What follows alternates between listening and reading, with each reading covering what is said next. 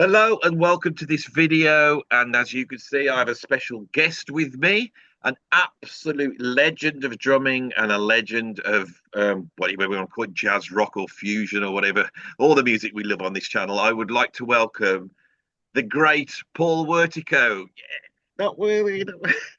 Thank you, Andy. It's a pleasure to be here and to meet you on Zoom. And yeah, let's go. Lots Yeah, of stuff. well, it's like I can remember here in the UK we had a program in the 80s called Whistle Test, which was an extension of the old grey whistle test. And they had I think they did a special on the Pat Metheny group around about the time of First Circle.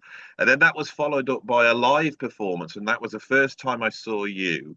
And you were playing this flat ride. I believe I don't know whether you were playing two flat rides at that point. Was. You were, yeah. And this was a huge flat. I thought, what is this? And it influenced me very much. So I'd like to start there because this is a sound that's associated with you. How did you get towards the flat ride? What were the drummers that influenced you to go down that route? Well, it's probably nothing different than some other people's stories, but basically, I'm a record, aficionado. And back in the day, I bought Shakuria's Now He Sings, Now He Sobs. I heard that and I went, wow, what is this? And the next day, I went down to Frank's Drum Shop, which was the famous drum store Mm, in Chicago. And unfortunately, I ended up buying a Zildjian 20-inch. And so I've been playing flat rides, forever. And that one was okay. It never sounded the way I wanted it to sound. It never had that tick, but mm, it was still a flat ride. And the other thing about that record too is interesting is that, if you have that LP on solid state, it doesn't list who the bass player and drummer are. And I had a big mm, argument with a friend of mine. He was saying it was DeJohnette, and I was saying mm, no, it's Roy Haynes because Roy Haynes was one of my big influences. And mm. of course it turned out to be Roy Haynes. But that's sort of how I that happened. And so I've done a lot of records before joining Pat where I use flat rides and even some stuff that's never been released. I mean, that we did a trio recording with Jaco, and I used this beautiful flat ride back then. Hopefully that'll come out one day. But when I joined Pat, there was like it was just a logical extension of what I've been doing all those years. Except I usually didn't use two. Sometimes I did, but when I got with Pat, the whole idea was to try to sound like, kashish, like almost like you're Mm. playing Brazilian. Like, yeah. So that was sort of the concept behind that. So, my viewers aren't necessarily drummers, but they will all know the incredible classic Pat Metheny albums that you played one. And I will venture to say I think they're the best Pat Metheny albums as well. But let's put that aside. I think that's and I think you provided something in that band that was so incredible. So, can you explain to the non-drummers and non-musicians what a flat ride is and what that brought to the sound of the Pat Metheny group, to those albums which they know you so well on.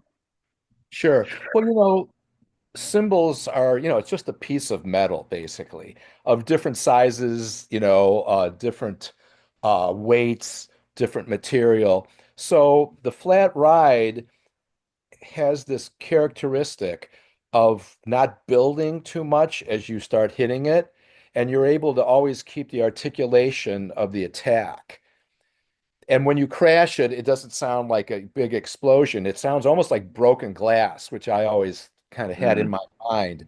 And the whole idea with using it is that the frequencies, when you have a good flat ride, it allows the other frequencies of a keyboard or of a guitar to come through.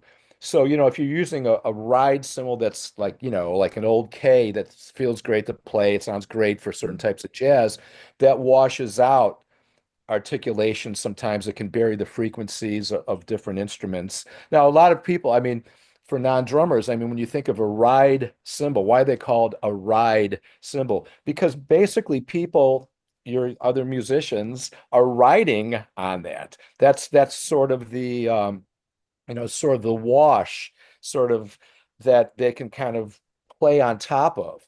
And with a flat ride, the decay is sometimes a little faster because you have this tick, and then the decay kind of goes away, even though it is still resonating. It's not like you put a piece of tape on a regular cymbal and then you just get a dit. Don't, So yeah. this gets a tick. It gets really nice frequency range, and it allows you. I think of dancing on a cymbal. The other day, we'll probably get to this, but I was at PASIC, a few weeks ago, demonstrating the new WERTICO ride, and I was kind of horrified how many people came up and they go straight down, they go da da da da da da da, and they go crash. Oh, okay, that's interesting. And so I was actually teaching people how to play a cymbal because I dance on it, It's like I think of tap dancing. When I go to the right, the pitch goes up. When I go to the left, the pitch goes down. So all those little things that you can get on one cymbal, most people just play straight up and down. And I know there's some people that teach, well, no, you think of it as shaking hands and you just kind of go like that. Well, that's cool. If that's what you need, is that one sound, then that's that one sound. But if you want to have a cymbal dance with you, and if you want to have all the different sounds come out of it, and also feel like, even for your wrists and so you're not using repetitive motion on a flat ride, you can do so many more things than what people just think of it. They think, oh, it's just a jazz cymbal. Well, that's not true either. Because if you think of a hi-hat, it goes tick, tick, tick. So why not play on a flat ride and also get a tick, tick, tick, a different sound? So that way, if you're playing a pop gig, you could go from the closed hi-hat to a cymbal that's not going to wash, but it's still going to have that articulation, but it's going to have a color change and maybe even a musical build off that hi-hat without like losing the articulation that was supposed to be there if they want it there. Does that make sense? Yeah, oh, totally. I think the first time I heard a flat ride and I didn't know what it was on. There's a Chick Corea album called Trio Music, which is Miroslav Vitas on double bass and Roy Haynes on drums. And his cymbal sound, I remember thinking, is he playing that with knitting needles? Because the sound was so precise and he had so much control. And then once that sound's in there, it's almost like a percussion instrument. It's almost like a shaker. And so when you came into the Pat Metheny group, I mean, you became famous for having two flat rides. It was like the jazz version of double bass drums, wasn't it? When you had those two things, in my mind. I always think, yeah, yes, if the metal drummers have gone to the double bass drums, and then you've gone to these two flat rides, it's like double jazz, if you know. Didn't ever think of it that way, but that's great. Yeah. Well, like, I was sat here in the UK, and I was about 16 years old trying to work all this stuff out, But that must have helped as well working with the percussionist as well. It must have sat much easier in the mix, and percussionists tend to play. It's two-handed, isn't it? So you would get that type of thing. So is that the feel with the two rides? I've never used two flat rides. Well, I mean, those are all great things that you just said. A really interesting thing. I was doing a clinic one time in Germany, and someone came up, and he goes, I think I know what you're doing on the two flat rides on first circle. And he went like da da da da da da da da da da da da. And I said, no, the hands have to talk to each other. So even though you're playing two different rhythms, like one rhythm goes to this way, one rhythm goes that way. So the two cymbals are dancing. So it's not like playing a snare drum only where, you obviously have energy flow Mm. from one hand to another. But when you have two cymbals, it's not like one rhythm is playing with one hand, one's playing with the other. It's like tap dancing. It really is. And so I think of it as just going, the energy is just flowing back and forth. And sometimes I did a lot of like unison notes too. So sometimes I would play like three notes with the left hand, da da da da da da da. And so it just becomes, and it's all random. None of this was ever worked out because Nothing is. I think this is one of the problems with the internet at the moment. I'm seeing so many videos where people are analyzing music and they're going, we transcribed this and they're doing this and this and this. And I go, yeah, that is the case. But one of the things you're missing from your exposition is the fact that the musicians are in a state of receiving inspiration from around them, and they're not thinking in the way you think, that as though they're like the big master of in control of what they're doing, and they made these artistic statements. It's you're in a no man's land, aren't you? And it's wonderful when these things happen, and you've been involved in some incredible stuff. So yeah, I know exactly what you mean. Well, it's so funny too, as a professor of music, you have to transcribe, the kids have to transcribe stuff for their juries and all that. Mm, And I remember talking to a really great guitar player friend of mine from Chicago, and he was friends with a really famous guitar player, and he had transcribed this famous guitar player's solo, and the guitar player looked at it and said, I played that. I can't play that. So, it's like we would be trying to, that's the trouble with texting and with email. See, because as we're talking, our pitch is going up, mm, we're kind of moving in and out, even physically, even over this screen. But mm, when you write something in words, you're missing all the articulation, you're missing the phrasing, you're missing the dynamics, and that's what's happening. So all these people on YouTube, I mean, there's some great stuff, and I always, I use YouTube a lot, even in my teaching, mm. sometimes just to augment something I'm teaching about. But it's just so crazy because people go, oh, this is the Buddy Rich pull push thing. And it's almost like they're thinking, well, if I do this, I can sound like Buddy Rich. No, Buddy Rich, man, had this way. I mean, when you listen to the way he played, he's complimenting every section in the big band with this beautiful dance and this incredible sound, and it's different than Louis Bellson or different than Ed Shaughnessy and some of these other drummers. And so the personalities of all these people, like Elvin Jones, people go, oh, this is the Elvin Jones triplet. Okay, that's great. But when he plays it, even if it's going doodle a doodle a doodle a doodle a do, like John Bonham did that Mm. too, Ginger Baker, but they did it in a different way. They did it with their own Yeah. phrasing, with their own tuning in the moment. And it was an expression of what they were feeling. And when it's dissected, or actually sometimes I use the word vivisected, when they vivisect this stuff, it just boils down to like this common ingredient, but it's missing the most important ingredient, which is the fact that this was usually improvised and it was in the moment of playing with music, and it fit that music perfectly. And that's what it's about. But what can we say? This is the world we live in now. Well, I think it's like the pendulum swings. I've got a friend called Kevin Gammond who is a bit of a mentor for me, and he learnt guitar in the 50s, and he came up in the early 60s, worked with a whole host of sort of the Rolling Stones, and played alongside Hendrix. We went through all that thing, and I said, how did you play guitar? And he said, I'd sit listening to the radio. He said, if Chuck Berry came on, I would run and get my guitar and get the first two chords down, and then I'd wait. He said you couldn't buy the records in the UK. You weren't too sure the artists were. And you'd hear something and you'd be waiting and you'd be trying to get it. And we have gone from that approach. And I was somewhere in the middle. I'm sure you were. I was buying albums, and like we were discussing this before I hit record. Is that you wouldn't know who the drummers were, would you? And you wouldn't know what they were playing, and you'd be using your ears to try and work things out, and making assumptions that might not have been correct, but took you down avenues. Whereas now the pendulum swung, and everybody knows how absolutely everything's done. But the real mystery, because if you mention someone like Elvin Jones, I, I've been playing for 40 years. When it sounds like he hits he'll hit the ride, the snare, and the bass drum at the same time. And it doesn't matter what you do, you can't sound like him doing it. That blah, you get, you, he does it with a sense of energy and power. It's not volume. That's the mystery I want explained, and that's where I think in today's culture we're not addressing what those things are, and how Elvin got to the point of being able to do that, and where this stuff comes from.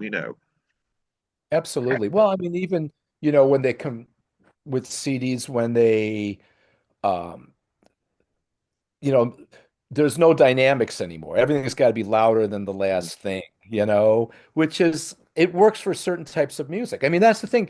Everything is different. I mean, if you listen to, thrash metal or noise music, I listen to everything. And but then you listen to jazz or you listen to old rock versus new rock or whatever, it all has a certain characteristic. And some of the old stuff, I mean, like, even the swing and the groove, like Mm, John Bonham and, those guys, they had a swing.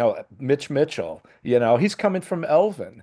You have Ginger Baker, he's coming from, like Phil Seaman, Bill Seaman, yeah. the African thing. Or you have, and then a lot of records. I always loved Dave Clark, and I found out like, it's Bobby Graham on all those records, So, or Hal Blaine's on all these other records, the Beach Boys and all, like the Grassroots and all Mm, those bands. And the thing is, some of that stuff was done uh, for business reasons. I mean, I remember like, they were talking about the Wrecking Crew saying that, they didn't want teenagers knowing who's on the records because it's like older people and mm, kids, they're looking for new stuff. So these drummers who could play great live, maybe they didn't in the studio, time is money, obviously. mm. So they would hire good-looking kids to look like they were the drummer in those Mm. bands. But basically, everybody's got a thing. We're all wired differently.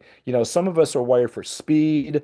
Some of us hear like form or pitch better than others. Some can make musical sense of things. Some people's reaction time is better, and so we're all a combination of what you can and can't do, basically. So, I always loved Ringo, I mean, even in the days when kids laughed at him and people are saying like, "Oh, he's a terrible drummer." I was like, "No, he's not." No. I like the music, So it's really about the stupidity and maybe the naivety and the ego of people that really don't want to understand what stuff's really about, because we're all different, and that should be the celebration of what music is. But like when you vivisect everything and say, "Oh, it's just this," you just boil it down to the basic things. Well, yeah, it could be that, but it's really not that. Well, this is why it's so interesting to talk to you about it because obviously I know you and many other people know you from the sort of the Pat Metheny albums. Now, was First Circle the first album you played on? Yeah. And that was with the move, Pat's move from ECM to Geffen, wasn't it? So I got the feeling that the Manfred Eicher method of recording was not allowing Pat to be as expansive as he wanted to be. Because with First Circle, I can remember buying that. I bought it when it came out. There was new people on it. You were on it. Who's this? What's this? There's the new drummer on it. And when I put it on, it was far more expansive. How did you arrive at getting that gig, and what was it like stepping into that? Because that previous band with Danny Gottlieb and that was quite a classic group as well. So how did that come about?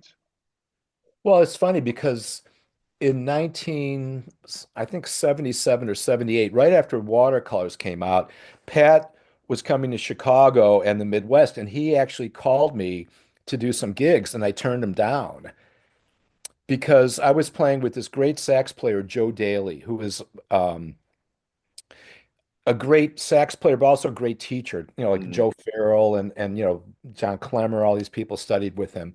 So I had been in with him for about 2 years by that time, and we were going to play this club called the Jazz Showcase, which is like the second oldest club after the Village Vanguard.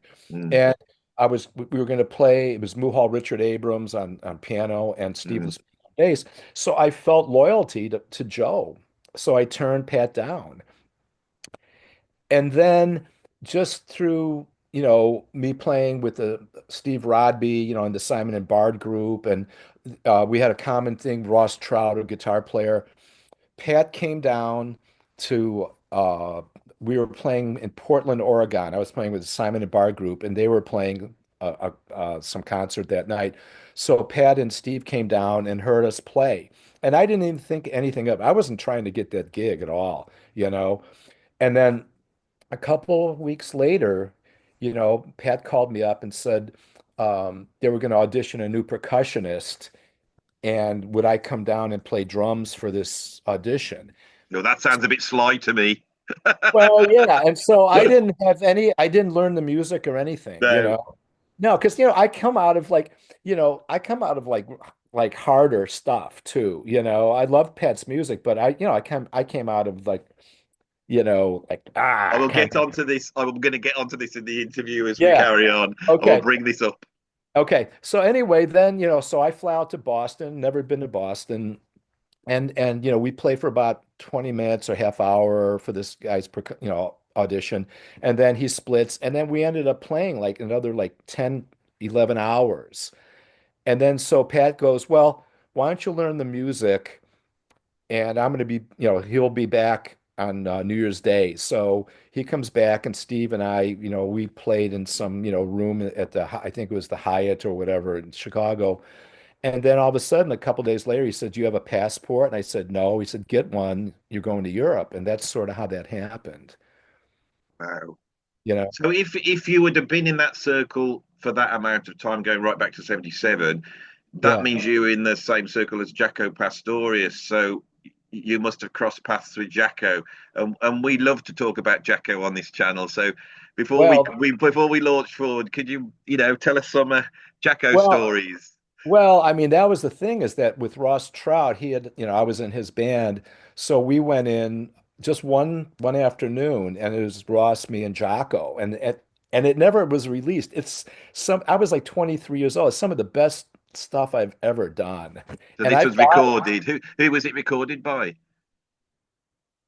Well, it was where was it? I forgot it was Paragon recording studio. I forgot which studio it was. It was downtown, but it wasn't recorded by a label, you know. And then Ross never did anything with it, which Why breaks isn't my this? heart. This should be it You should should be hear out this there. stuff. You should hear this stuff, you know. Have you got a copy of it? Yeah, of course, you Is it know. a good? Is it good quality? It's unbelievable. It's studio recording, you know. Yeah, you We'll know. put it out, you and me.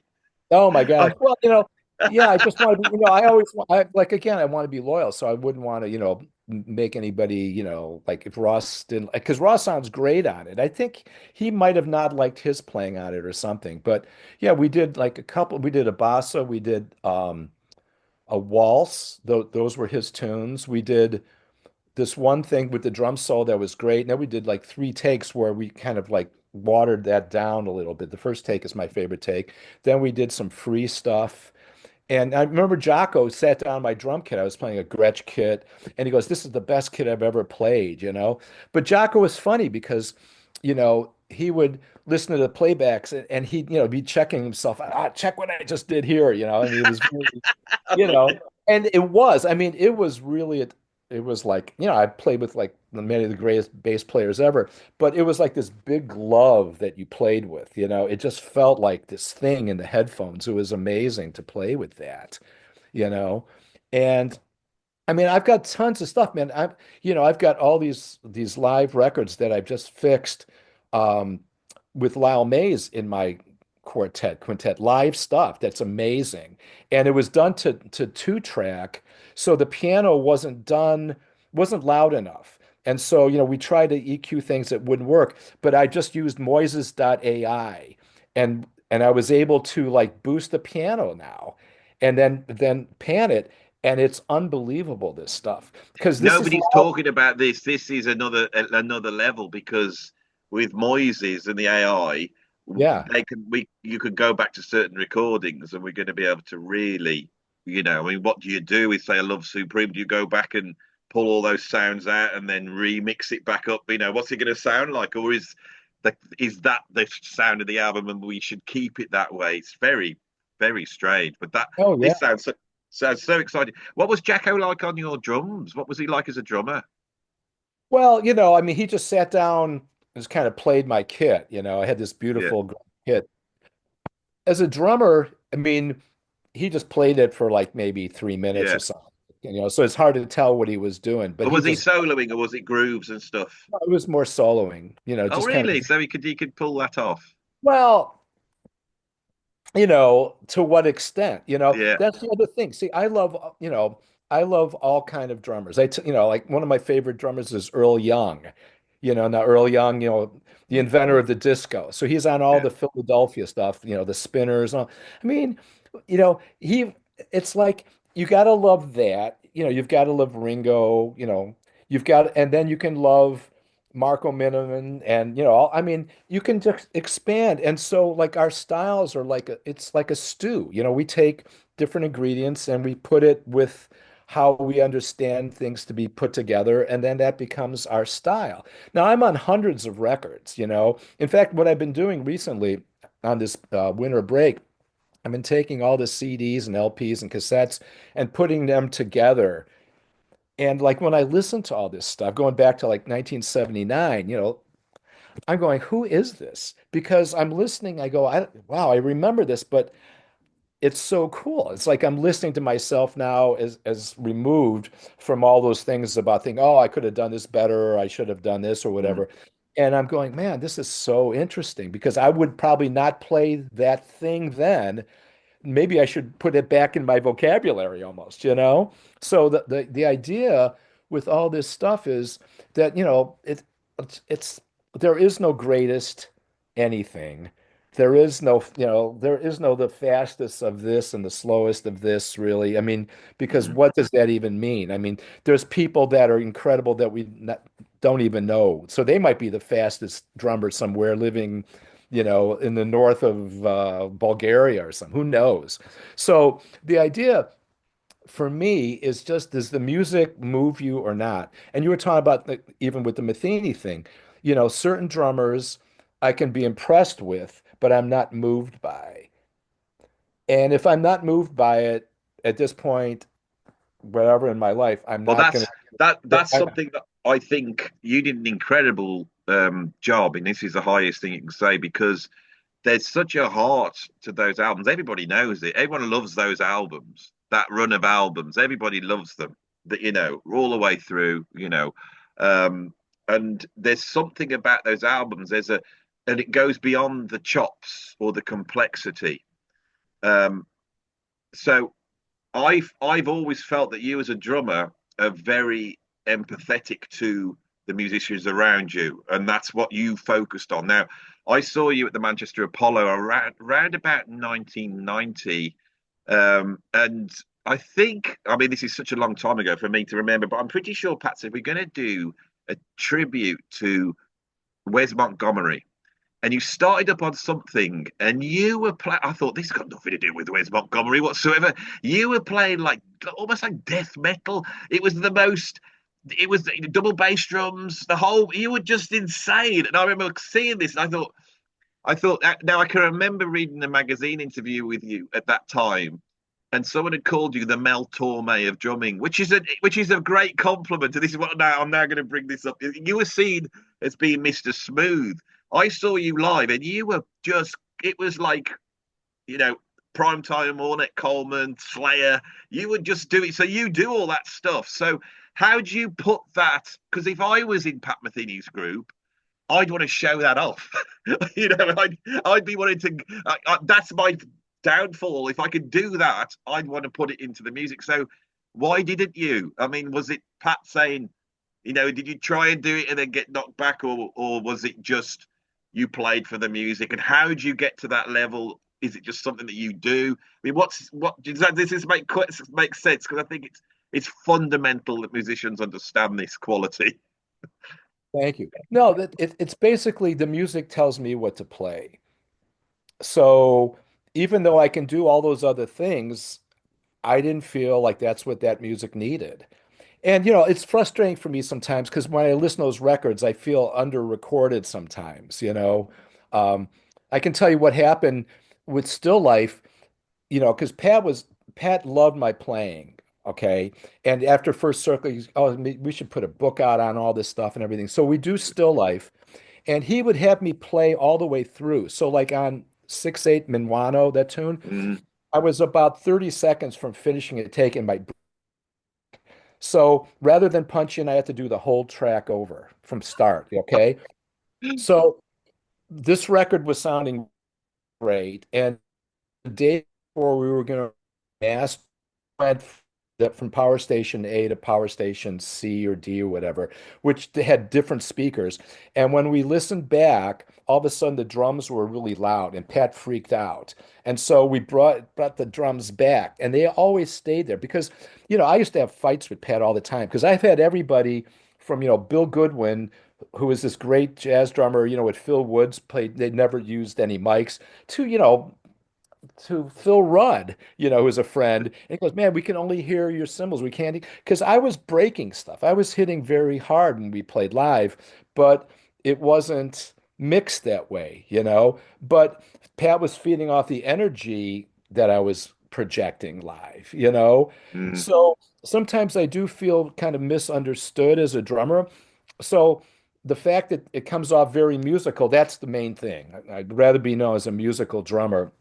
But there was a lot of information that I was feeding that somehow never kind of got in there. You know what I mean? That's why a lot of records now that I've done, sometimes I listen to things and there's a lot of stuff in there. And some of it should be out front, some of it should be almost subliminal. You have to kind of figure out what works for the Mm. music. So with Pat's stuff, the fact that it was very dense, the fact that we were playing with sequencers for like 90% of the tunes, that there was percussion tracks going and synthesizer tracks going, there wasn't a lot of room to be, jamming and playing, and I don't play licks anyway, but and we always played totally different. I mean, with I call it micro improvisation rather than macro improvisation with that band. Because with a sequencer, you know that, okay, on this song, whether it's the best night you guys are playing or the worst night, it's going to be three choruses of guitar. So, so how do you make it interesting every night when you're on tour for months at a time? Well, you micro improvise, you kind of change things up. And then if I got too far off, then sometimes Pat would say, hey, man, just bring it back a little bit, because I'm a chance taker, the band's earwax control and spontaneous composition and word of cocaine and gray. I love playing totally free music where you don't even talk about what's going on.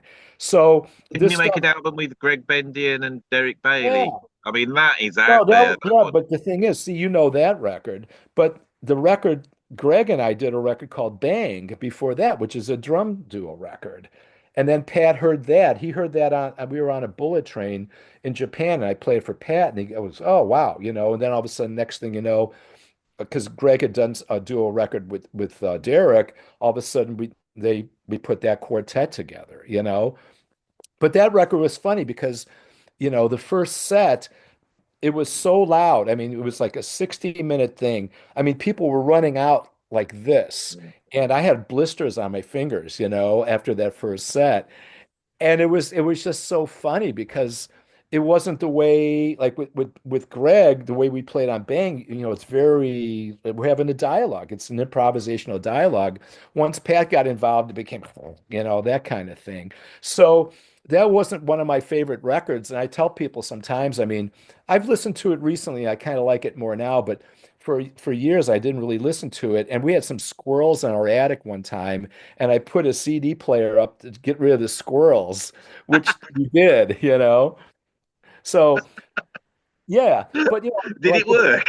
yeah, it worked. Yeah, I mean, it was just they couldn't handle that, you See, know. there's a business for somebody out there. If, Yeah, right. pest Yeah, control, free there jazz you pest go. control. Sonic Pest Control. That sounds like that sounds like a great name for a band. I think I'm writing that down.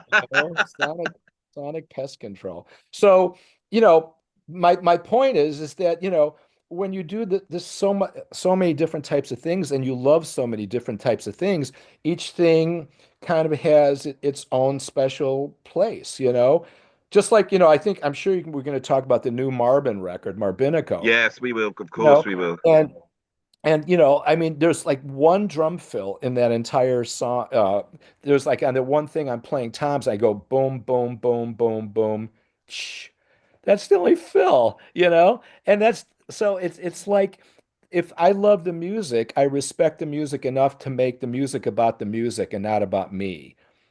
if that makes And you sense. and you and anybody who's watching, I'll just add another fact. Paul's played on hundreds of albums. So if you are a musician watching this, it's this is the hardest skill. And I've spoken to so many musicians about this more recently, because I think it's something I really want to get across on the channel. So if a musician is watching this, yeah, I think this idea, people talk about playing for the song, but you have to put yourself into it, isn't it? You have to, it's about bringing yourself to it, isn't it? Because I think a lot of this trying to put in the clever stuff is actually because you feel insecure in a way about your playing, and I think everyone feels like that. I mean, I've done drum clinic tours with Marco Miniman and these drummers, and had to do drum battles with them and all that type of stuff myself. And when you're in the middle of that, you think, well, all I've got is me.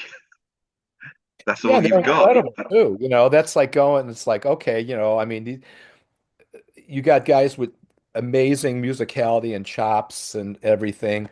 But if that's not you, then you can't be like an imitation of that. You have to be yourself because people come and hear you for who you are, you And, know? I think if you can find who you are, then people will be impressed because they won't be able to be you.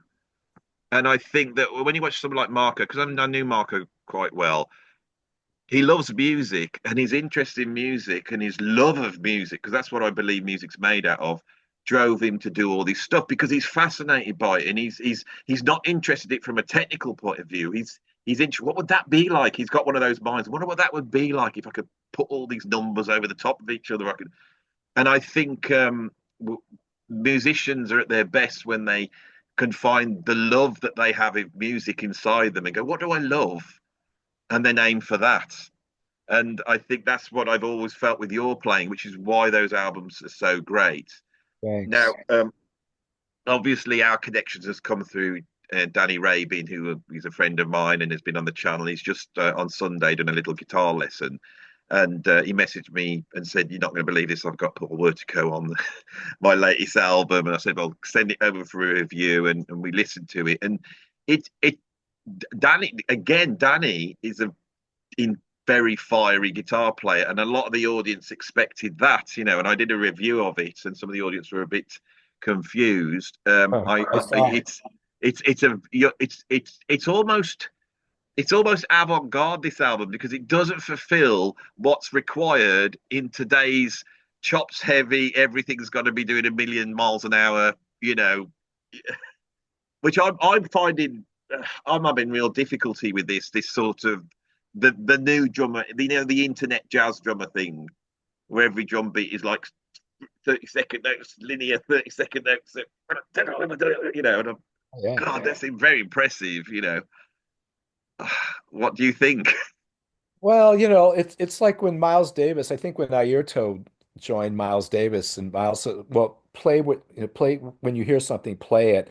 And I think there were like 5 or 6 gigs where Airto didn't play anything, and then Miles was fine, well, play something. So to me, like again, the music tells you what to play. What does the music need? Does it need people talking on top of each other? Well, once in a while, maybe, but in general, it's a conversation. And then if you have one person talking, that's a monologue, then you've got to keep it going, but then you have space. So you're dialoguing with space. Then if you have two people, there's still a lot more space because you have two people. 3 people gets a little more Mm. like, but by the time you get, to a larger group, everyone's kind of contributing whatever percentage, because you can only have 100% of something, really. So sometimes you can be 70% of the music. Sometimes you're only like, 2% of the music. As long as the music is successful in what it's supposed to be and the way that you feel it's supposed to be, other people might not agree with you.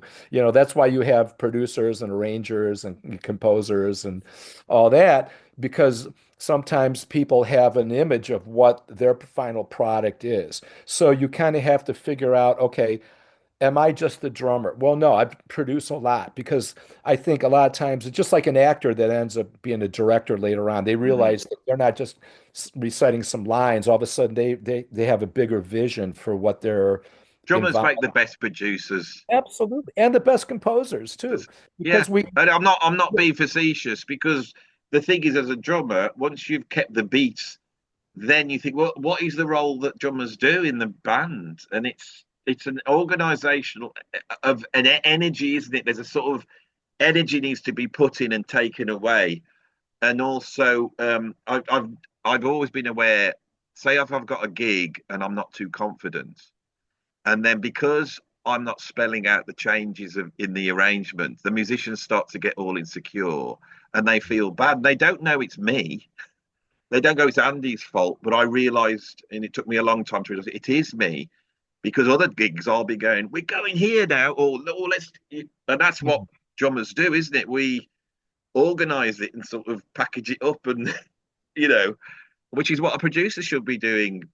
But what's very interesting, as you were saying this, I was thinking that really the true talent of any musician is what's in here, isn't it? Because you have to judge what makes the music good. Is Right. I that mean, right? Yeah, I mean, you're saying that you're going to play for the music, but the only way you can do that is by that you feel it when you feel go, this is feeling good.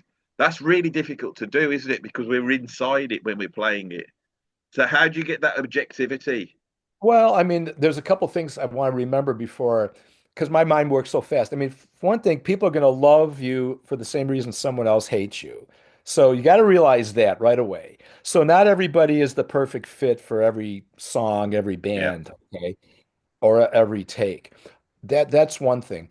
The other thing is that um, we're emotional beings. So some people don't want emotion in the music. They want it to be just sort of like trance music or something. So then, do you want to bring in too much emotion? Other music is all about emotion, and even what is time, so you got metric time, but then what is a groove? Like, a groove can be in time, bending it, or it could be flowing, because people I remember doing a clinic one time in University of Wisconsin in Appleton, Lawrence University, and I asked Trichy Sakran, he's a South Indian drummer. I said, man, do you guys, because we were both doing clinics, I go, do you guys practice with the metronome? And he goes, let me ask you, does your heart beat faster when you're excited? So, what is the music about? See, I love playing with click tracks, for instance. I can play click tracks in my sleep anytime signature, any tempo, but I bring something into the music. I don't just sit there and bury the click only, so you get good with that. But then certain music needs to bend even more. You listen to, classic rock or stuff speeds up and slows down because that's an emotional thing. the If lost you art. yeah. Well, yeah, if you play in front of the beat, it's like, I love, in the old days especially, you're pushing the music. So it's got more like energy, more angst. Then, you can sit in the back of the beat and then that's going to be more relaxed. But if you listen to great blues drummers, Sam Lay or Fred Belo or whatever, some of these guys, they didn't have any technique. You listen to some of these guys try to play a role in a Muddy Waters song or whatever, and it's like, it's magic, So someone with great rudimental technique is it wouldn't fit the same way in some of that old kind of real music. That's a really interesting point because when I've worked with students, and my students are like 16 years old, so a lot of them had just started playing, and you'd get a drummer into the studio and they were feeling it, and they'd start playing and they'd lay a groove down. And I used to think I could never play this groove because I got too much chops and too much experience, and their groove sounds brilliant because it sounds like a kid that's exciting, and they're just right inside it, and their wrists are all stiff, and you can hear that on the drums and everything. This is such a positive message. Now you teach in a university, is that right? In Yeah, at Roosevelt uh, University. It's my 22nd year there. And before that, I was at Northwestern University for 16 years, you know. But yeah, do you try and I mean obviously how do you go about teaching this to young people? Is this something that you feel that you can be taught oh or yeah, absolutely. I mean, I teach every student in a different way. Because right now, for instance, I have like some drummers, this one drummer from Indonesia, he sounds amazing. Every time, it's like, holy mackerel, And then I've got other drummers that just play really simple right now. So we're working on their reading and everything. But when they're in a combo, because I teach combos and classes, sometimes, I was listening and they wouldn't play a drum fill where normally you would play a drum fill. And I went, man, that is so cool. The fact that they didn't break the flow of, because their time is fantastic and their Mm. feel is fantastic, but they didn't play a fill. And I remember I had dinner with David Garibaldi one time, and we were talking about drummers, and he mentioned some drummer. He couldn't remember the name, but he goes, "Yeah." He asked this drummer. He said, "Man, you never play any fills, do you?" And he goes, "No." And David said, "Like why?" He goes, "Well, I'll be playing a groove, and I'm going to play a fill, and then I'll think, nah." Stuff like that, man, I mean, it's just like life. I mean, life is all in front of us. It's just, we just make it so difficult to see, because we're not accepting of everything around us. We come up with these concepts that everything has to be this way or that way, what we like, what we don't like. I mean, look at, the political thing, religious thing, everything. Everybody's, like, I'm not you and you're not me. I hate you. It's so dumb. It's like, man, we can all work together and we don't have to be that other person, but we can celebrate that other person and utilize what that other person has as not being us. It's like the yin and yang, or black and white, or up and down. I mean, man, I mean, so when you play music, you get I think I used to do in the old days, you do like a lot of weddings and stuff like that. And man, I'd go out and I'd try to pack that dance floor on a polka. I wasn't interested in trying to play Elvin Jones licks on a polka, you know? So it's like, what is the function of the music you're playing? What is the function of this record or this composition, or what this artist needs to see? And again, you're not always going to be the one. Look at Steely Dan, how many drummers they would go through just to get a track for, their records. So you have the best drummers in the world, but someone doesn't really fit what they have in their mind at that time. Yeah, they're So just you too have to, fussy, that lot. Too fussy. well, no, I agree, but they were going for what they want. So does that music translate? I mean, it can. I mean, sometimes I still like music that's got raw edges, Yeah. personally. I really do. I kind of like stuff that makes me laugh. I mean, Roy Haynes made me laugh. Like, I'd hear a drum solo and his logic, his chops and everything. But again, if you, because I even interviewed Roy one time. He said that he didn't have Buddy Rich chops. He'd love to have had them, but he didn't. So he had to come up with his own way of playing stuff. So rhythmically, he came up with his own language. But, so it's like, again, we are who we are because of who we are, but we're also not, you Mm. know? And so I think the secret of life is just finding who you are and trying to improve it the way you hope to improve it. But in general, we're lucky if we have opportunities to play with people that can make us better players, you know. But Mm. you were talking about playing with kids. I mean, sometimes playing with kids is fantastic because they have no rules yet and they make you play. So like this Indonesian drummer, for instance, one of our lessons, we really got into Paul motion, and Paul would just look like somebody had never picked up a drumstick before. But that was his thing. And so this guy can play anything, but then working on that. So his spectrum of what he can do and bring to music when he gets out in the real world, which he's already playing everywhere, that he's got a bigger palette, instead of 12 Crayolas. He's got Mm. 64 Crayolas or crayons. So to me, that's what's the beauty in teaching, is to bring everybody out in their own way, let them celebrate who they are individually. And then you give them all the options if they want technique, reading, musicality, theory, all those things. But, nowadays, some of that stuff's not even as necessary as in the old days when you had to sight read charts and all that stuff, you know? Yeah. Well, Who knows where I'm it's a rock going? drummer. I'm self-taught rock drummer, and I can read. I'm okay, but I've never been comfortable reading. That's always been my Achilles heel, is reading.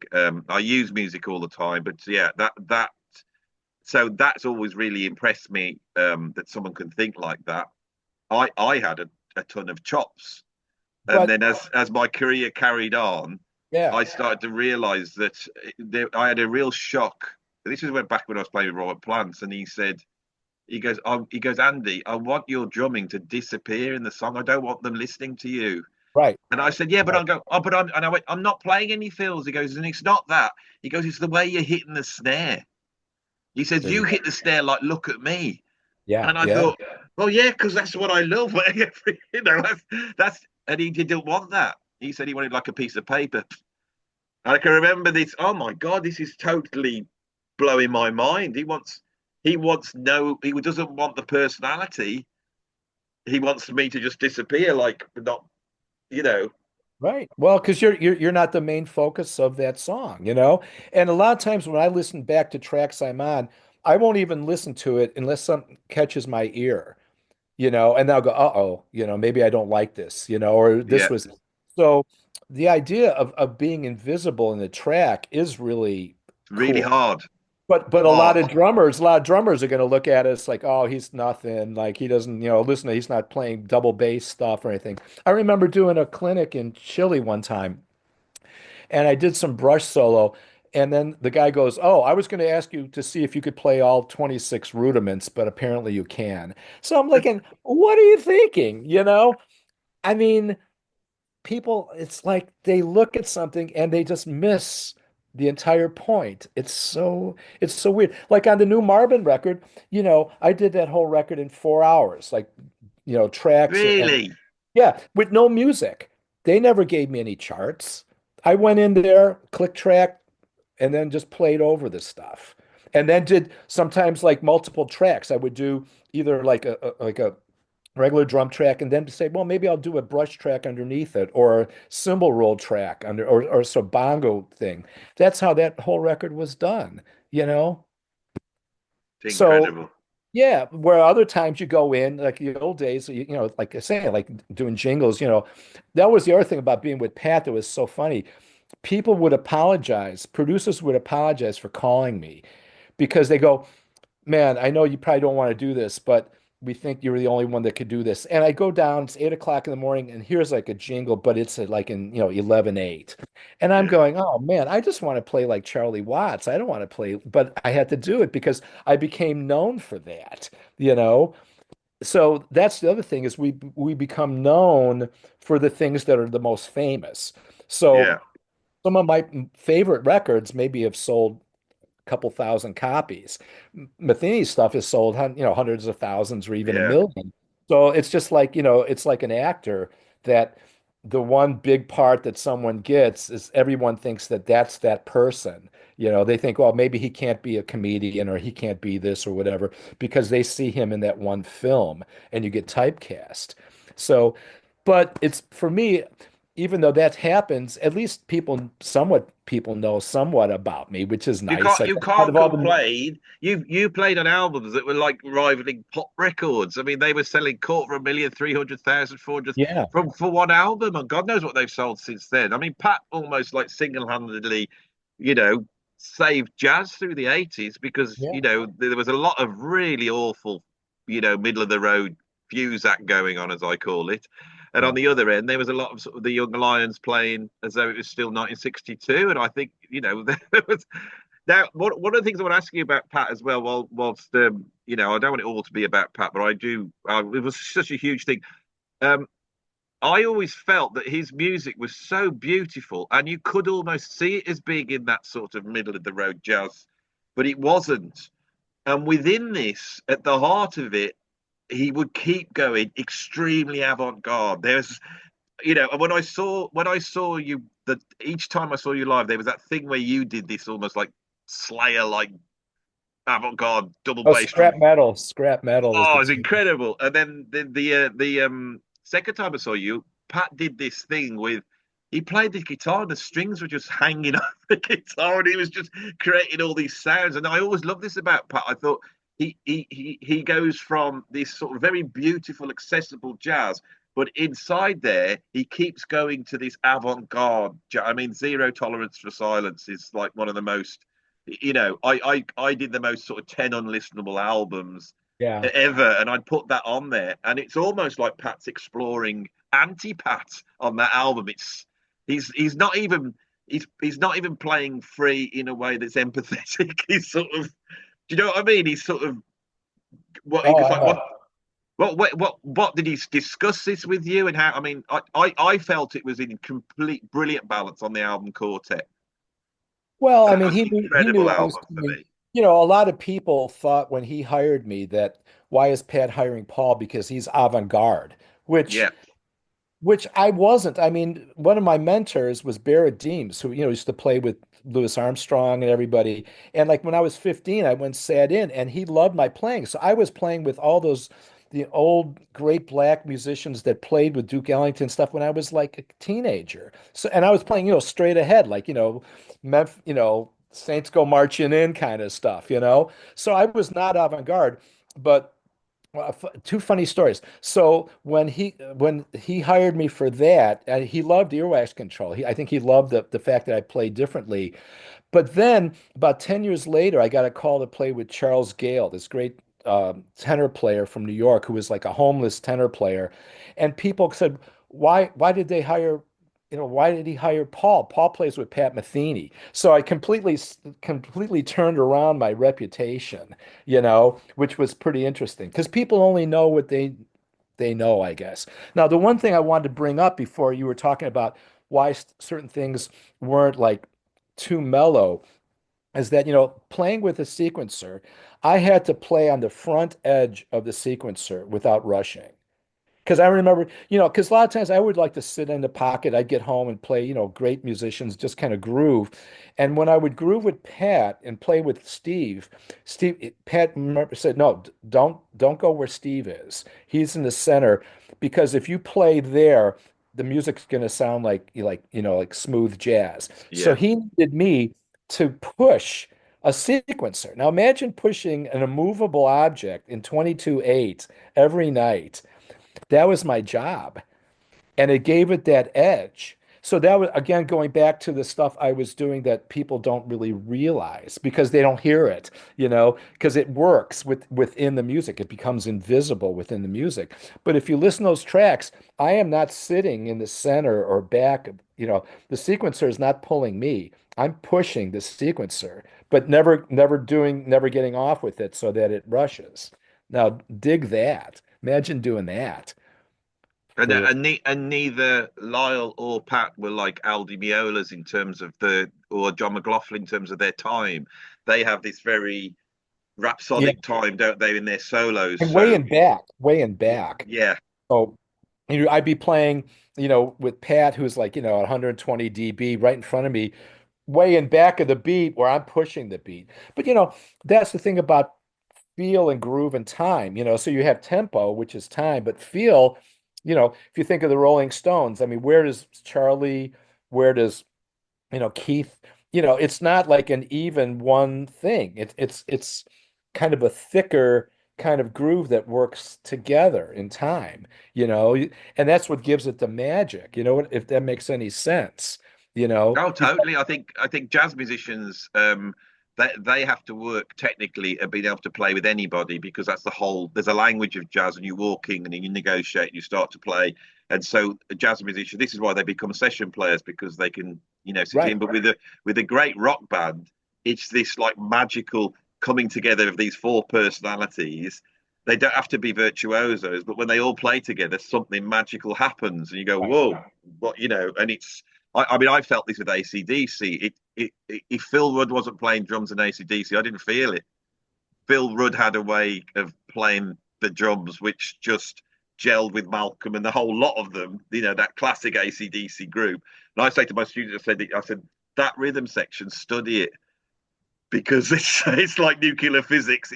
It's equal to Elvin AC/DC's rhythm section. It's Yeah, and I mean, Phil and I were, like he's been over my house. We've hung out. really, Oh my God, oh, it's yeah. a massive hero of mine. Oh, we hung out a lot. I mean, it was really great. I mean, I could tell you a lot of stories about him. It was great. Some of his, there was even Drum Magazine had these baseball cards, and they had one for me and they had one for Phil. So Andy Dorshek asked me to talk to Phil about his influence. So he was influenced by like Simon Kirke, and Ringo. Simon Kirk is, from Free. I mean, see, and the thing is, see, I always had to put up with you're either a jazz musician or a rock musician, you know. So people, they don't trust you if you like both. It's kind of creepy, because it's just music, man. It's just, I mean, a note is a note is a note, but a note is timbre. So the timbre of the note is what makes it. So is it on a synthesizer? Is it on a saxophone? Is it on a bass? It's the same note. A C is a C is a C, but it's the timbre of the note that really matters. So if you play a note on an electric bass or an acoustic bass, it's going to feel differently, even though the note is the same. You know what I mean? Mm. So the thing is, I've had to put up my entire life is that people are trying to figure out who I am, and I'm everything. It's like, I don't care. If I like the music, I love country western. Buddy Rich said, there's that famous story when he's in the hospital. They said, "Are you allergic to anything?" He goes, "Yeah, country western music." But, if you listen to George Jones or Patsy Cline or, Don Williams, that stuff's great, So I grew up buying tons of records, rock records, jazz records, ethnic records. I listened to, Tibetan Buddhist monks, I'd listen to everything. And it was just the sound. It's just sound. It's just waveforms moving, and we move. So Paul, I'm really going to give you a big compliment, but I'm not doing it just to butter you up. I do really think this is the case. I had some lessons with a British drummer called Mal Garrett, and he got my hands sorted out. With my hands, I got to 40 years old, my hands weren't working well, and he helped me out with that. And he made me think of technique in a different way. And one of the things he said, when you hear a great drummer, so when you hear a good drummer, you can tell they're good because of the chops, the technique. But he said when you hear a great drummer, you can't. Mm. And I think that's you to a T, because I can remember seeing you live a couple of times and going, "Whoa, this is Chop City." It's like this guy's just, and so that must be. All I can say is that I know it. I know that you've got that sort of like all-encompassing chops. I know it's there, but it's a higher calling to have not not gone through like a Marco Minimum who spends his whole time showing everybody that he's doing all this all the time. And I'm sure he's fed up with that as much as, you can be fed up with people not knowing you can do all that as well. Well, it depends on your circle of musicians too. Just like, you know, if you think of music as a language, obviously, if you have an incredibly great vocabulary, you can't use big words with people that don't understand because then they won't understand what you're trying to say. You might come across as they might be impressed by your vocabulary, but they also might think you're a real jerk for trying to, be an elitist and up them, you know. And when you talk to a child, you talk to a child, and a child is great to talk to, but you have to kind of bring down how you're expressing yourself, what words you're using. When you talk to your dog, you shouldn't talk too fast to dogs, because they can understand certain words, but if you talk too fast, it overwhelms them. And then if you're dealing with nuclear physicists, then you can talk in that language too. So, Marco, if he's associating himself with nuclear physicist types of Yeah. musicians, then that's fine. And that's beautiful. Mm. So, it's again, like it's so simple. It just drives me nuts that like people are always trying to like make this stuff more complicated than it is. I mean, we are who we are and we like certain things. I mean, some guys will like tall women or blonde women or short women or, whatever, it's like, but if you like women in general and you can talk to them because you get along with them, then it's a beautiful thing. Why have to just deal with one thing all the time? That's what musicians do that I think handicaps musicians in so many ways. They're always trying to be like the thing. We're just cogs in the wheel. We mean nothing. I mean, you think about again the universe and the Mm. cosmos. We are just kind of vibrating little units right now in our little small space of time. And all those things, I always tell this story sometimes when I did the David Bowie This Is Not America thing. He told me I reminded him of Anthony Newley, which I found out later was his biggest His influence. idol, yeah. Yeah. And so I tell this story when I got the rough mix of This Is Not America, and I got home, I had it on a cassette, and I put it on, and I'm, listening to it, and I go, oh, this one snare note drum. Oh, it's early. Zzz. No, it's okay. Zzz. No, it's late. Zzz. Like after about 30 times, my wife, who was my girlfriend at the time, she goes, "What are you doing?" The zzz is driving her crazy. I have no idea what note it was now. It was all fine.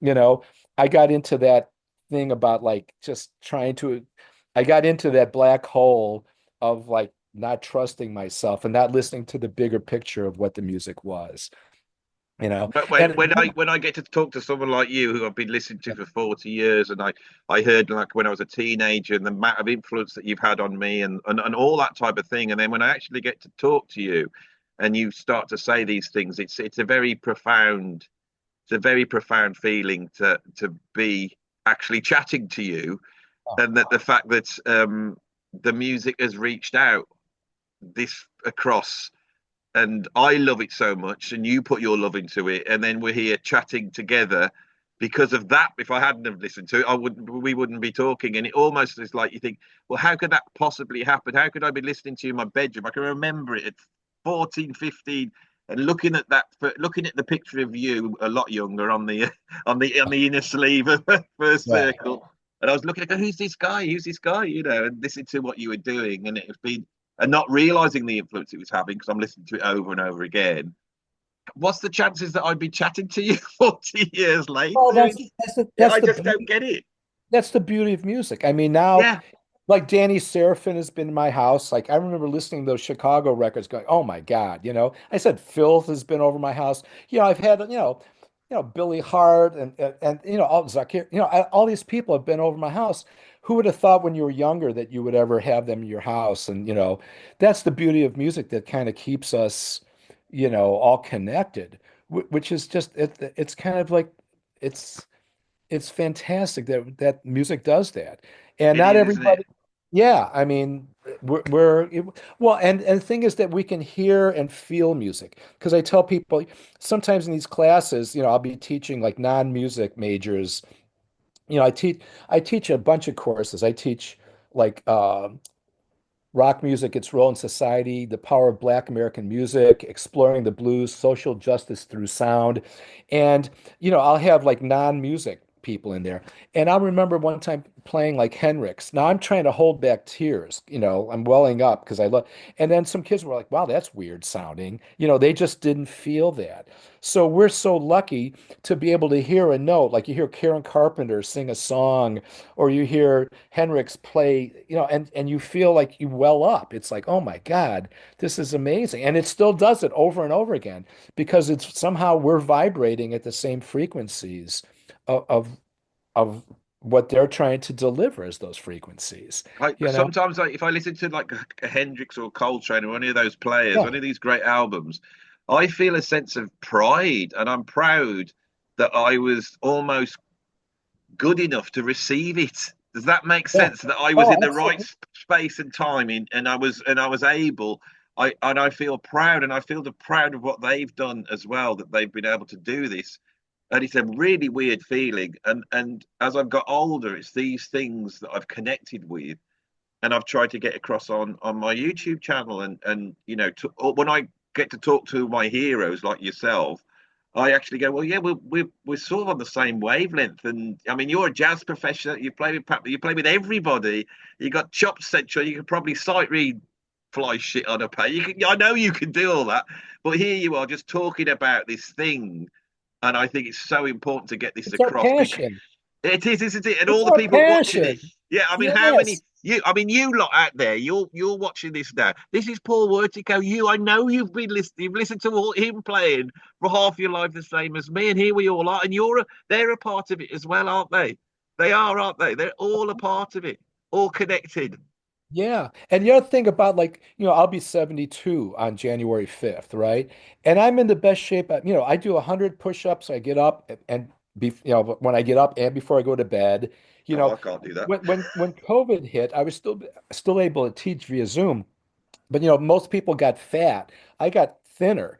I wanted to look better because I had started gaining a little weight only on my, I was always a 32 waist, but start getting that belly. And I went, man, I don't want to look like that when we're able to play live again. So I ended up, getting healthier. So you make disadvantages into advantages. And that's how you should do it with music too. The fact that you go in and you can't sight read something, well, if you try to sight read it, you do the best you can. But if you say, no, I'm just going to feel the music as I hear it, then you might come up with a cooler part than what was written. You take a potential disadvantage and make it Mm, an advantage if it works. Because I'm self-taught too, believe it or not. When I was in sixth grade, my family, my mom and dad, we moved to a different city, and my mom was like, "Why don't you take up an instrument?" Because I was always playing along with the radio, and she goes, "Just don't take up the drums." But that's what I wanted to take up. And I got in the school band, and my band director was like a high school. I mean, he was a saxophone teacher, and he taught me how to read music and hold the sticks. But I taught myself all the technical things. I never took a drum set lesson until I got into college, you know. And so again, when I asked my mom, can I take some drum set lessons? She said, no, you just do what you're doing. And then I got into high school and I had a band director who I'm still friends with because I wrote that book, Turn the Beat Around, which talks about playing downbeats as front beats. You play on the one and three, you know. yeah. And I dedicated to him because in high school he let me improvise on symphonies. He says, I like what you're doing more than what's written.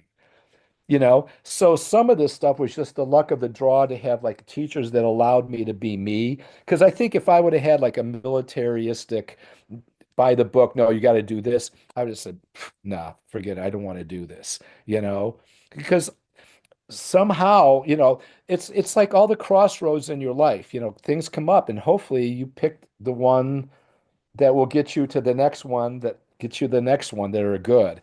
Some people mess up their lives or they take the wrong thing or something happens. I mean, you were talking about, you know, earlier, I was thinking, man, we're just milliseconds away from death all the time. From getting hit by a car or, getting someone sneezing on you and getting you sick or having. So the idea is to keep going and have the strength that our vibrations are powerful. It's almost like we have like some kind of shell around us in a way to kind of keep the universe working because I'm not a religious person by like religious but when I'm playing something I go thank you. It's like the universe, we're part of the universe. We're all people Yeah. think air is nothing until the wind comes and blows your house down. So we're all swimming in this same thing. So the more positive things that we can do, hopefully the more positive people we will meet or influence the people that aren't maybe so fortunate and help them through their lives. I mean, that's what this is all about. I mean, I've watched recent interviews with Pat Metheny, and he talks about he almost seems obsessed with like sort of writing everything down that happens in the day, so Hmm. that when he has a good gig, he can then replicate it Oh yeah. exactly the same thing. Oh, I had sausage that day, whatever it was. Or I didn't have sausage. Never have the sausage. But and I think this is the big enigma of musicians is that you get so much kudos for being good and play, especially someone like you played on these incredibly big selling, and musically brilliant albums, and yet you're aware that you're not in control because that day when you're playing well, you can't work out because it's coming. It seems to come in, and it also Absolutely. comes from the other players as well, doesn't it? Absolutely. That's Like what you exactly said about Jaco Pastorius. How could you play badly with Jaco right. Pastorius? Right. Right, right. And some people, you play with and they might be a good player, but somehow you're not feeling it the same spot. And then you have to figure out a way to kind of make it work together. You know, it's just like, some people are going to be jerks to you. And you can be really nice to them, but maybe they're having a bad day. Maybe you being nice to them will make them feel better, or they might not. They might just want to be a jerk and, they're going to make your day, they think they're going to make your day bad, but just shine it on and say, no, okay, well, good luck. And then you go on to the next thing, you know. Can we talk about the dream symbols? I Because I was know, about to do that. I've been saying. I thought I'll let Paul talk a little bit more. But we've got to get the dream symbol thing in. oh man, I know I you're wish a dream I haven't got artist, man. I haven't got my T-shirt on, and you've got your dream. I didn't think Yeah. about that. Well, you And, know what's and really funny? I've got We I've watched, got that's what I've got on is ACDC. oh my God. Well, you want to hear a really funny? Okay. I'm almost embarrassed to tell you this. So when I thought I Phil can't have my ACDC T-shirt. So I'm talking to Paul Wertico. I can't have. when Phil, I mean, my wife gives me crap for this all the time. When Phil came over, so you know, we made steak and everything in the house, and we were watching the Brady Bunch movies. I don't know if you know the Brady Bunch movies. The Not in the Brady, UK, but I know of well, them. Yeah, okay, well that was my shortfall because the Brady Bunch was this old television show from the 60s. It's really corny, but the Brady Bunch movies were a parody on the Brady Bunch show. So, so I showed Phil the Brady Bunch, the first movie, because I thought it was funny, and he just didn't get it. And so I'm always thinking, oh my God, I had Phil run over, and you know, we listened to music. We hung out a lot actually, but I showed him the Brady Bunch movie. Oh my God, what was I thinking? You know, so my wife always gives me like crap. You know, what were you thinking?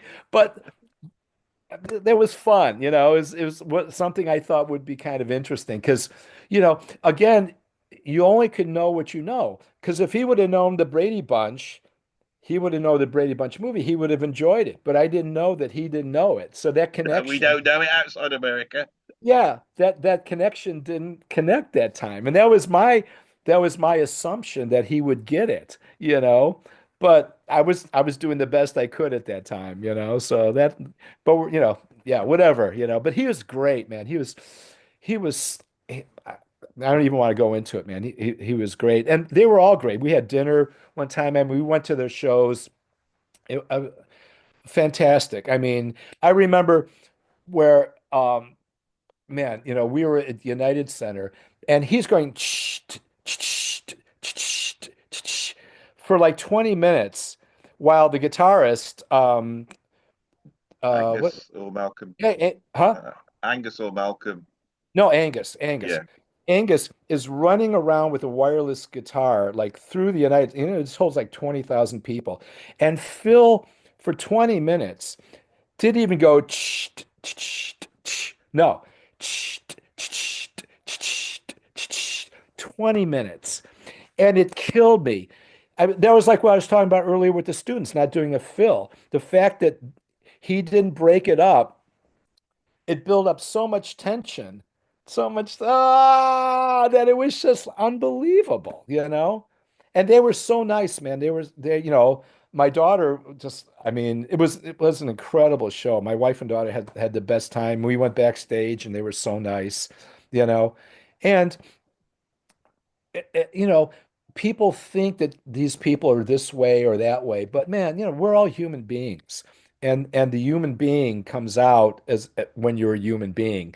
Because when you're on stage, you're a persona, you know. But Yeah. when you're off the stage, that's when you're the real person. Well, I would never have predicted in this interview we would have mentioned ACDC so much that the great jazz drummer Paul Wertico was just gonna. And then I realised I've got my ACDC t-shirt on. It's so life's weird. Anyway, it should be a dream symbol. Well, I'm wearing it, so Yeah. you Do know. you want to just show them it because it's not quite in camera shot? So Well, me and you want to hear Paul. something funny? Here, Yeah. okay. We just did laundry, and these are new Dream Cymbal shirts that I got at Pasic, Mm. and they were medium. They shrunk. So I basically put this on because it was about this big. And I put it on so I could actually stretch it out so I can actually wear it. But it's like I've got a bunch of these, but they're my favorite shirt. And I love these cymbals, man, because we can go into why I played with Dream. But in the old days, before I was known, whatever, you know, I listened to old tracks of me playing, and I played so much more adventurous. And the cymbals, they were like Zilko cymbals and all kind of weird, cymbals that were just I loved playing. That they made me play a certain way. And then I got with Pat, and I always played Paistis to an extent too, but the Paistis were like a little bit more, how can I say it? Um, they sounded great. They recorded great. They were fun to play, but they were a little bit more like rigid in their feel. The older cymbals that I used to play they kind of danced with me. And Mm. the Dream cymbals, that's what these do. They dance with you. Not just the Vertical ride, but also, all the dark energies and stuff. When I play them, I feel like they translate not only my sound, but also how I'm feeling dynamically and rhythmically, if that makes sense. Totally. I mean, this is why I went to Dream. I Oh mean, yeah. I knew the guys at Dream, and I'd been endorsed to Dream many years ago. Then I got offered a deal with UFIP, and UFIP I'd had they're great company, so I moved to UFIP, and then as soon as I went, I'd made that stupid mistake of not realizing why I'd gone to Dream, and then thinking that all cymbals did what the Dream cymbals would do. And what it is, especially with the rides, is that when I play, I there's a relationship between the tip and the shoulder of the stick, and then the center of the cymbal and the edge of the cymbal, and that's like an octave that you've got an octave from the bell down to the edge of the cymbal with a normal ride cymbal, and then I've got the shoulder and I've got the stick, and so I there's a way of opening up a cymbal with the shoulder, Oh uh, yeah. uh, all that type of thing. And what I found is that I was just going through ride cymbal after ride cymbal. I had this old K ride years ago, and that did it. It was beautiful, Mhm. absolutely beautiful cymbal, and I got rid of it like a fool. When you've got something, you forget that it does this thing. You think, well, they all do this, don't they? And I mean, I know Steve Gadd's drum tech, and Steve Gadd's hi-hats eventually gave up the ghost a few years ago. Can you imagine that? They had to go on the search to find that hi-hat sound, because his open hi-hat sound is like, I mean, it's him. I'm sure you can, but it's such a thing, isn't it? It's that open hi-hat. I always feel the cymbals, your personality. The cymbals are more set, aren't they, in their sound? It's not like the drums that you can tune and mess about with, but the cymbals, they have to give you back what you want. And I had this, so this is why I rang up the guys at Dream and I said, I know you're not going to have me back, but I can't get it out. I could ride on a Dream Crash.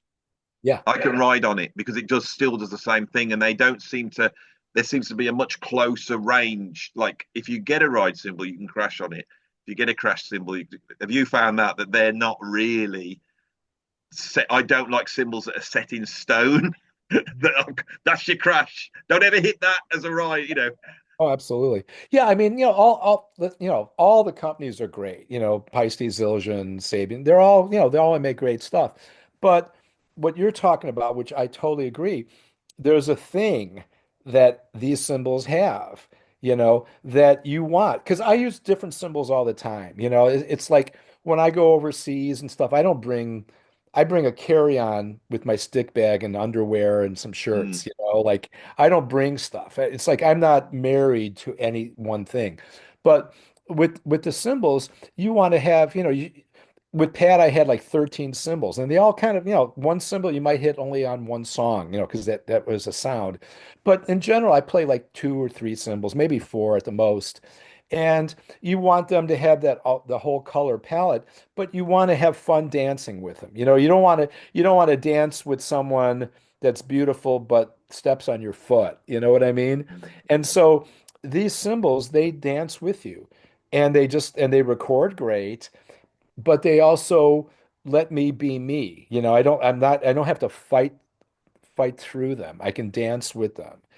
And the way I play, because I use like not only the rotations of my wrist, but I do shoulder stuff. And, when I play, I'm like, I think I'm dancing when I'm playing. I'm not sitting there trying to go dot, dot, dot, dot, make it really even all the time. I mean, sometimes you have to do that, but in general, the music I play allows me to be me.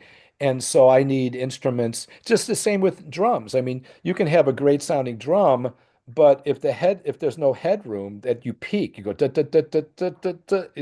You want da da da da da da da da. You want to be able to have that headroom. So if it's there, just like a car, you know, you know, how many times do you drive 120 miles per hour? But if you're passing a truck on a hill, all of a sudden there's another truck coming.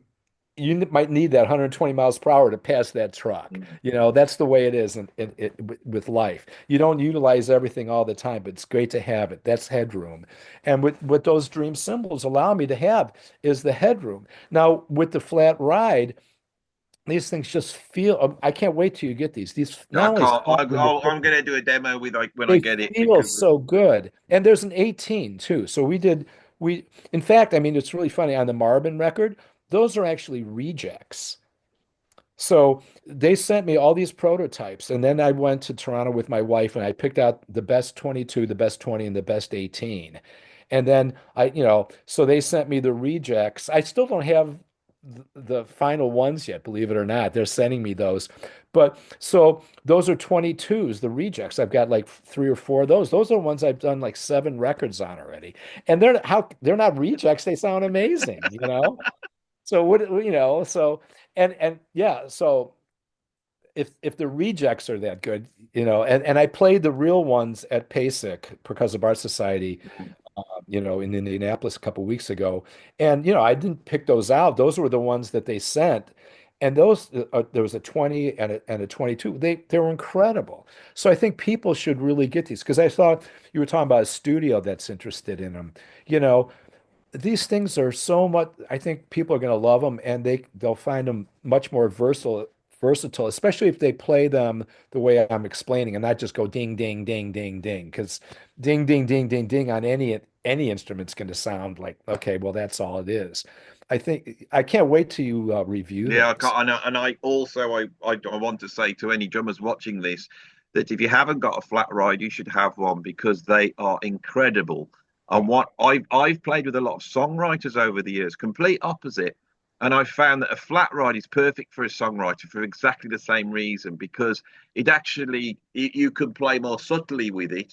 And what I found with songwriters is all they ever want is just a steady four, don't they? It's like you go, Right. what do I do on this one? Well, it's just boom, click. If you just and the thing is, if you've got that ride cymbal, then you can color, can't you? So much more with a flat ride than you can with a normal ride. Which, however you play, you're always there's always those frequencies that you want to try and stay away from, unless striking it. But I've always felt that flat rides make beautiful crash cymbals as well. So if you've got a couple of flat rides, that would do you, wouldn't it? You've got two rides and two crashes.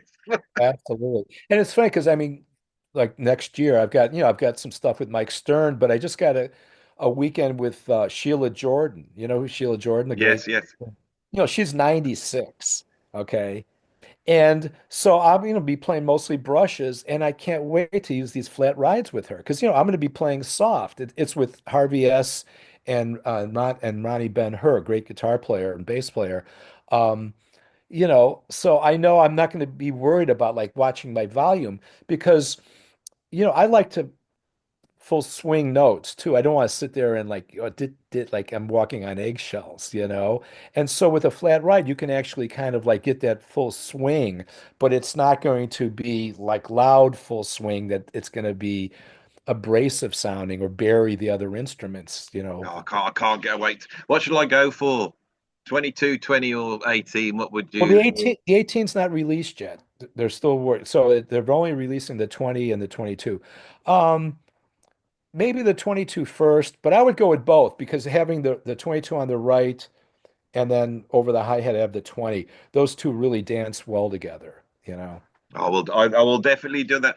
I've really enjoyed this conversation with you, Paul. I You think too. I know we can talk and talk and talk, and I think we've definitely done way over the hour.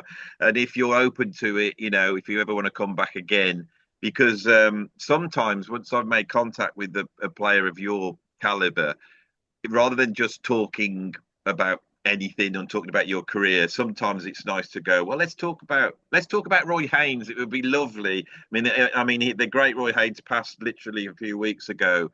My friend Kevin, who I mentioned earlier, he's got such a high standard when it comes to music. One of those musicians where they don't take any bullshit. Yeah. So and he came into my where my studios the other day to see me. He said, "Play me some drums that are good." And I got Billy Cobb, Malms there, Steve Gadd.